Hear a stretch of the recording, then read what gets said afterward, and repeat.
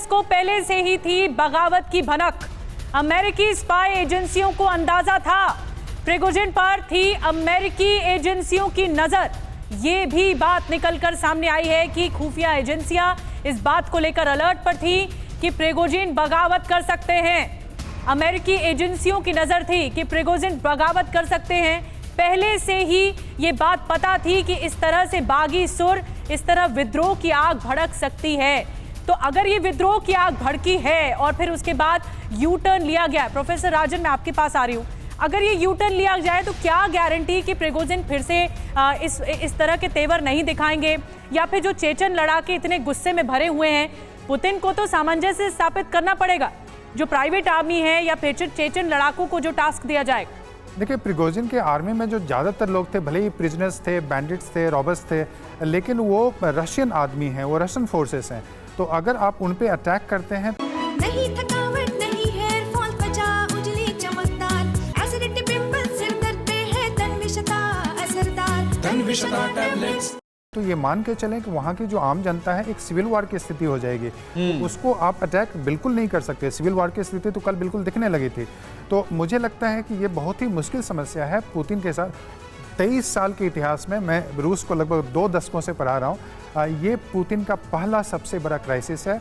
और ये इसलिए क्राइसिस है कि वहाँ पे जो प्रिगोजिन है, ये क्राइसिस यूक्रेन से भी बड़ा है, यूक्रेन युद्ध से भी बड़ा। यूक्रेन में भी लग रहा था कि 80% लोग उनको सपोर्ट कर रहे थे, उन पे कोई भी सवाल पूछने की हिम्मत नहीं कर रहा था। लेकिन प्रिगोजिन ने क्या किया है, प्रिगोजिन ने वहाँ पे जो एक नेशनल सेंटिमेंट था, जिसको कि लोग वहाँ पे बोल नहीं पा रहे थे, प्रिगोजिन ने बोला है कि पुतिन का मोटिव क्या था, वो फॉल्टी मोटिव था, वो गलत था और नेटो अटैक करने वाला नहीं था। तो सवाल है, इस तरह की बातें लोग वहाँ पे बोल नहीं पा रहे थे, लेकिन लोगों के दिल में था, तो वो उसको आर्टिकुलेट किया है। और ये सेंटिमेंट कहां तक भड़केगा, ये कहना बहुत ही मुश्किल। बिल्कुल, ये सेंटिमेंट कहां तक जाएगा ये भी देखना होगा। सिवाज सर, मेरा एक बड़ा सीधा सवाल आपसे है कि व्लादिमीर पुतिन ने जो बगावत है, इसके बाद वेस्ट को सीधे टारगेट पर लिया और ये कहा कि अगर रूस को अगर कोई बांटना चाहेगा, तोड़ना चाहेगा, तो फिर उसको इसका खामियाजा उठाना पड़ेगा, उसके साथ बहुत बुरा होगा।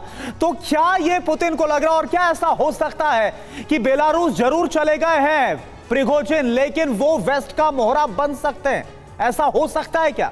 हाँ बिल्कुल। देखो, सच्चाई ये है कि जो वेस्टर्न स्पाई एजेंसी थी वो इसमें इन्वॉल्व थी, पर यह भी सच्चाई है प्रिगोजिन की एक अपनी पर्सनालिटी है, उसका एक इंडिपेंडेंट व्यू है, और वो एक उस आर्मी, प्राइवेट आर्मी के लीडर थे जिसने बहुत अच्छी लड़ाई लड़ी थी ये बाखमुट में, सोलेडार और मारियापोल में।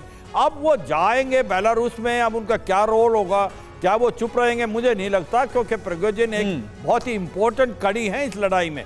क्या अगर वो बागी हो गए तो उनका बाकी जो स्पाई एजेंसीज हैं यूरोपियन की, वो इस्तेमाल करेंगे, या कुछ अलेक्जेंड्रा लुकाशेंको कोई और रोल प्ले कराएंगे उनसे, क्योंकि वो भी एक बहुत इंपॉर्टेंट कड़ी है, उनका भी इसके साथ बड़ा कनेक्शन है 20 साल से।